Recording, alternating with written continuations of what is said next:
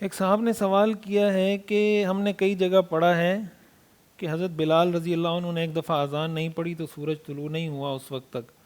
پچھلے دنوں ایک عالم سے سنا کہ یہ من گڑھت روایت ہے، برائے مہربانی حقیقت سے آگاہ کر دیجئے۔ قاری مبشر حسن، بہاول نگر سے۔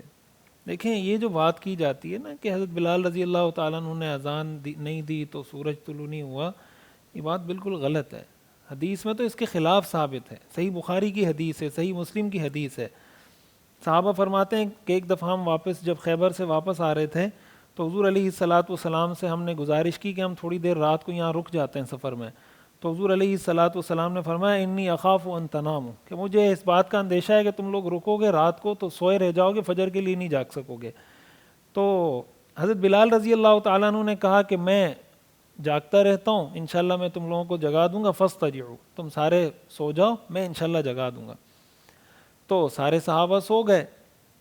حضرت بلال رضی اللہ تعالیٰ عنہ نے اپنی سواری کے ساتھ ٹیک لگایا تھوڑی دیر کے، چلیں میں تھوڑا سا سستا لیتا ہوں، یہ آرام کرتے ہیں، میں تھوڑی دیر بعد ان کو نماز کے لیے جگا دوں گا۔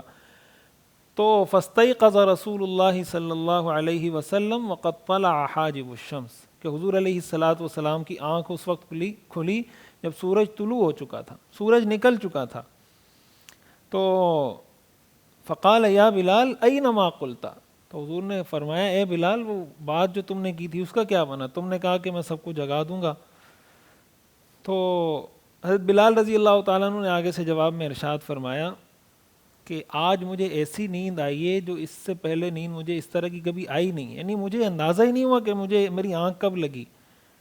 تو حضور علیہ السلام نے آگے کچھ تفصیل ارشاد فرمائی اور تھوڑا اس جگہ سے آگے جا کے حضور علیہ السلام نے پھر فجر کی نماز قضا ادا کی۔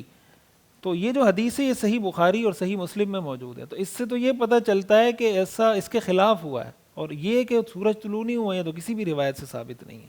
ایک صاحب نے سوال کیا، مولانا محمد عمر فاروق چغتائی، ضلع نیلم، آزاد کشمیر سے، ایک شخص منت مانتا ہے میرا یہ کام ہو گیا یا بیمار صحت یاب ہو گیا تو میں فلاں بکری یا گائے ذبح کروں گا، بعد میں وہ کام بھی ہو جائے، مریض ٹھیک ہو جائے، اب وہ بکری گائے کا گابن نکل آئے، اس کے متبادل کوئی اور جانور ذبح کر سکتا ہے یا نہیں کر سکتا؟ جانور ذبح کر سکتا ہے، متبادل جانور بھی ذبح کر سکتا ہے، اگر قیمت ادا کرنا چاہے تو قیمت بھی ادا کر سکتا ہے۔